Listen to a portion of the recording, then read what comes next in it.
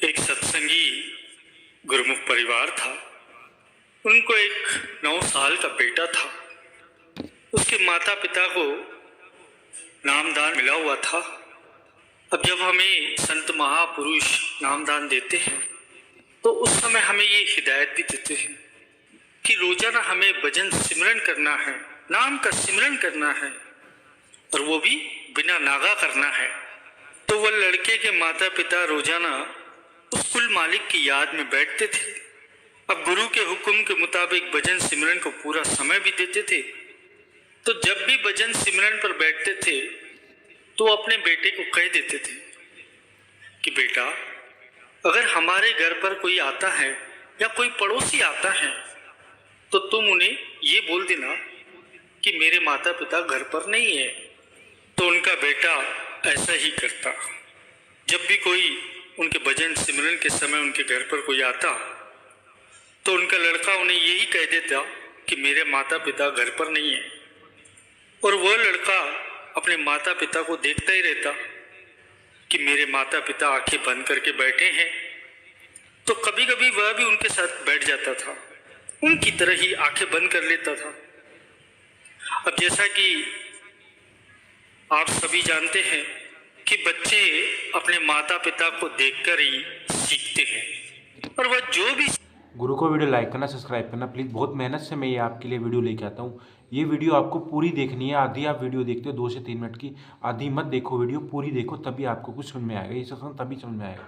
Video like करना, subscribe करना, comment में लिख देना जय सिद्धानंद प्लीज़। सीखते हैं तो अपने माता पिता को देख के ही सीखते हैं।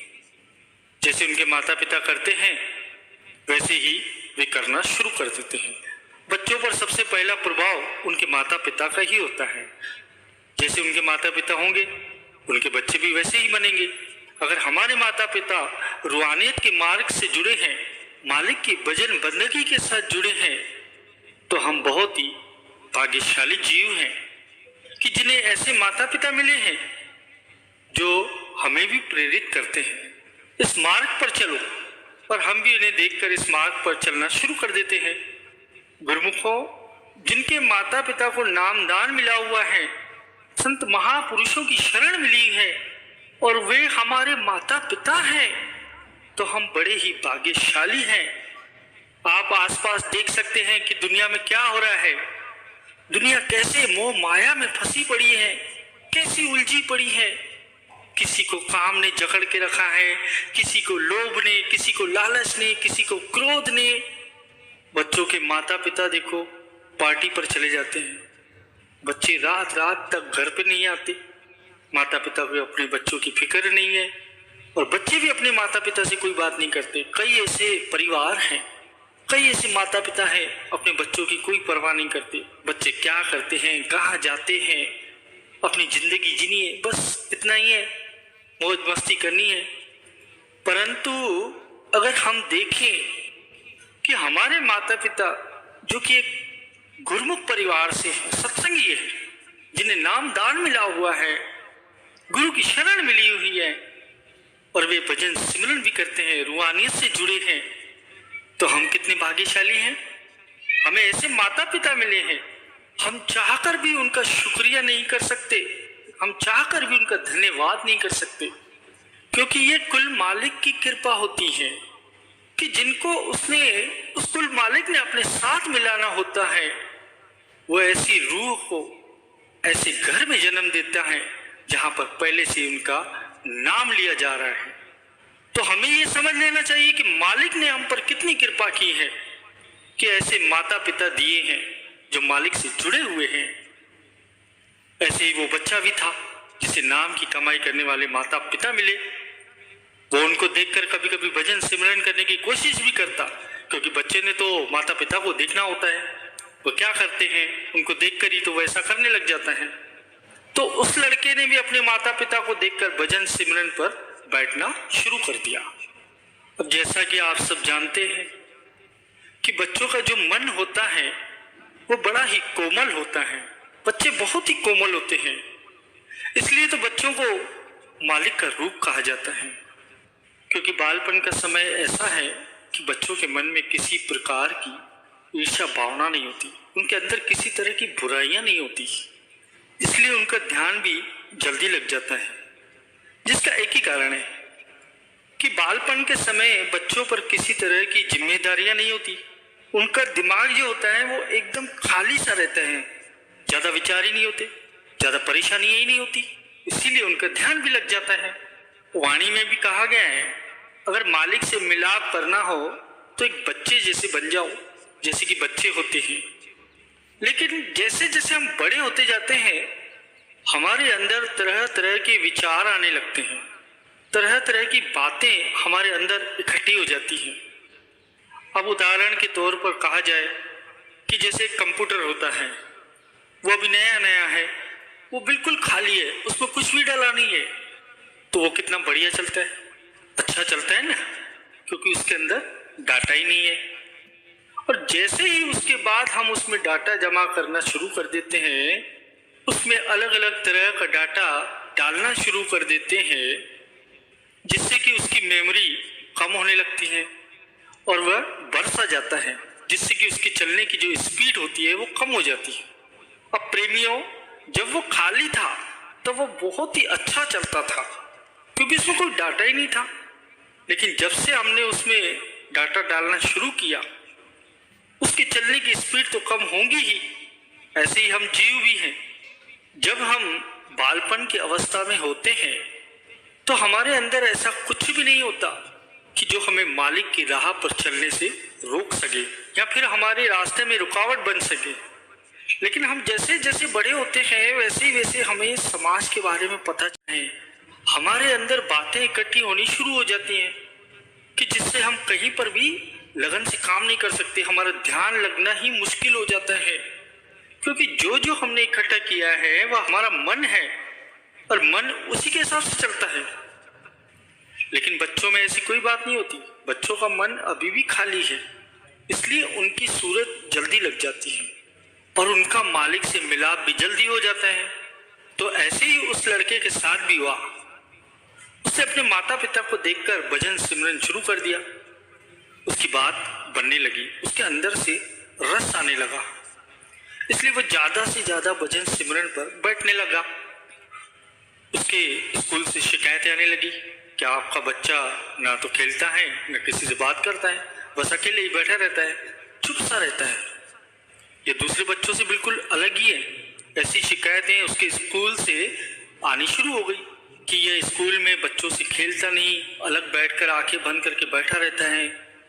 अब ये जो बातें माता पिता को पता चली कि हमारा बच्चा ऐसा हो गया है, तो वह बेचारे चिंता में पड़ गए। प्रेमियों, जब ऐसी कोई बात होती है तो माता पिता को तो चिंता होगी, तो उन्हें भी चिंता होने लगी। लेकिन उनके अंदर एक खुशी भी थी कि हमारा बच्चा बचपन से ही मालिक की तरफ ध्यान देने लगा है, लेकिन उसके साथ चिंता भी थी कि इसका प्रभाव इसकी पढ़ाई पर न पड़े, ये इसकी गहराई में न चला जाए। यह चिंता उनको सताने लगी। तो एक दिन ऐसा हुआ कि बच्चा स्कूल से आया और घर आकर फिर से भजन सिमरन पर बैठ गया। वह अक्सर ऐसा करता ही रहता था, जब भी उसे समय मिलता वह ऐसे ही आंखें बंद करके बैठ जाता, जैसा कि उसे कोई रस मिल रहा है। प्रेमियों, नाम का जो रस होता है ना, वह ऐसा ही है, जिसे लग जाता है वह फिर पीछे कभी मुड़कर नहीं देखता, वह तो फिर आगे ही चलता रहता है। उसके साथ भी ऐसा ही होने लगा, जैसे उससे अंदर से रस आ रहा हो। तो जब भी उसे समय मिलता वह आंखें बंद करके बैठ जाता। कभी कभी तो वो देर रात तक बैठा रहता। उसे नींद इतनी अच्छी नहीं लगती जितना उसे ऐसे आंखें बंद करके बैठना अच्छा लगता। तो हुआ क्या, वह सुबह उठा ही नहीं, उसे स्कूल जाना था, वह देर रात तक बैठा ही रहा, इसलिए सुबह उठने में उसे देर हो गई। क्योंकि जब भी कोई ऐसे ध्यान पर बैठता है, भजन अभ्यास पर बैठता है, तो उसके बाद अगर कोई अभ्यासी जीव नींद में चला जाए ना, तो उसकी नींद बहुत ही गहरी होती है। वह नींद इतनी गहरी होती है कि जीव को लगता है जैसे वह है ही नहीं। तो उस बच्चे के साथ भी ऐसे ही हुआ, वह लेटा रहा। उसकी माँ उसके पास गई, उसे जगाने की काफी कोशिश की। उसकी माँ ने देखा इसकी तो सांस भी नहीं चल रही। वह चिंता में पड़ गई, पता नहीं बच्चे को क्या हो गया। प्रेमियों, जो नाम की कमाई करते हैं ना, जो शब्द की कमाई करते हैं, अक्सर देखा जाता है कि जब भी वो भजन सिमरन पर बैठते हैं उनकी सांस धीरे धीरे इतनी कम हो जाती है उन्हें पता ही नहीं चलता उन्हें सांस आ रही है या फिर नहीं। ऐसा लगता है कि व्यक्ति बिना सांस के ही जी रहा है। सांस उनके अंदर होती है लेकिन इतनी कम होती है कि ना के बराबर। इसलिए जो नाम के अभ्यासी होते हैं उनके साथ अक्सर ऐसा ही होता है। उन्हें लगता है कि उन्हें सांस ही नहीं आ रही, उन्हें लगता है हम बिना सांस के जी रहे हैं। इसलिए होता है कि उनका भजन अभ्यास इतना पक गया होता है तो उनके सांस इतनी कम हो जाती है और इतनी कम हो जाती है कि उन्हें लगता ही नहीं वो कि बिना सांस के जी रहे हैं। अब तो ये विज्ञान ने भी कह दिया है कि जो ध्यान करते हैं, मेडिटेशन करते हैं, मालिक की याद में बैठते हैं, उन्हें कभी भी दिल से संबंधित कोई समस्या नहीं हो सकती, क्योंकि वह अभ्यासी है, वह अभ्यास करते हैं, ध्यान करते हैं, तो उनकी सांस एकदम से विलुप्त हो जाती है। उनके अभ्यास के कारण ही ऐसा होता है। तो उस बच्चे के साथ भी ऐसा ही हुआ। जब वो सो गया तो उसकी सांस ना के बराबर हो गई, क्योंकि वह भी एक अभ्यासी था। उसकी माता को चिंता होने लगी। उसने बच्चे को जगाने की काफी कोशिश की, लेकिन बच्चा इतनी गहरी नींद में सोया था कि उसे पता ही नहीं चला। तो उसकी माँ ने, पड़ोस में एक सत्संगी परिवार था, वो जो जहाँ रहते थे उनके आसपास ज्यादातर लोग गुरुमुखी थे, तो उनकी माँ एक सत्संगी परिवार के पास गए। तो उस परिवार में एक बुजुर्ग थे जो बड़ी ही कमाई वाले थे। लड़के की माँ भागकर उनके पास गई और वह उनके घर आए। उन्होंने देखा लड़का सोया हुआ था। प्रेमियों, जो कमाई वाले जीव होते हैं ना, वह तो जीव को पैरों से लेकर सिर तक देखते हैं। तो उन बुजुर्ग ने भी ऐसा ही देखा। वह ऐसा इसलिए देखते हैं क्योंकि उन्हें जीव के कर्मों का पता चल जाता है, जीव के बारे में उन्हें पता चल जाता है कि ये जीव कहाँ से आया है और कहाँ तक पहुंचा है। अब वो जो बुजुर्ग थे वो बच्चे को देखकर ही हैरान हो गए कि ये छोटी सी उम्र का बच्चा उस नाम के रस से जुड़ा हुआ है, ये कैसे हो सकता है। उन्होंने तो देखकर ही बता दिया कि ये तो मालिक का प्यारा है। तो उन्होंने उसकी माँ को कहा, आपको घबराने की जरूरत नहीं है, बच्चा सोया हुआ है, गहरी नींद में सोया है, उसकी सांस चल रही है परंतु बहुत ही धीमी है। वह ऐसा है क्योंकि बच्चे ने कमाई की है और यह उस नाम के रस से जुड़ा हुआ है, इसलिए इसके साथ ऐसा हो रहा है। इसमें कोई डरने की बात नहीं है। आप तो बड़े ही भाग्यशाली हैं जिसने एक ऐसे कमाई वाले बच्चे को जन्म दिया है जो मालिक का रूप बन गया है। आपको घबराने की जरूरत नहीं है। यह अक्सर अभ्यासियों के साथ होता है। उन बुजुर्ग की बात सुनकर माँ को थोड़ा सा हौसला आने लगा। उसकी माँ ने अपने बच्चे के पैरों को दबाना शुरू कर दिया, उसके माथे को चूमा। उसे अपने बच्चे पर बड़ा ही लाड़ आने लगा। उसका बच्चा नाम से जुड़ा हुआ है। प्रेमियों, इसलिए तो कहा जाता है कि बालपन का समय मालिक की याद के लिए, भजन सिमरन के लिए अच्छा इसलिए होता है क्योंकि उस समय हमारे अंदर इतने विचार नहीं होते। हमें जो बताया जाता है हम वैसा ही करने लग जाते हैं।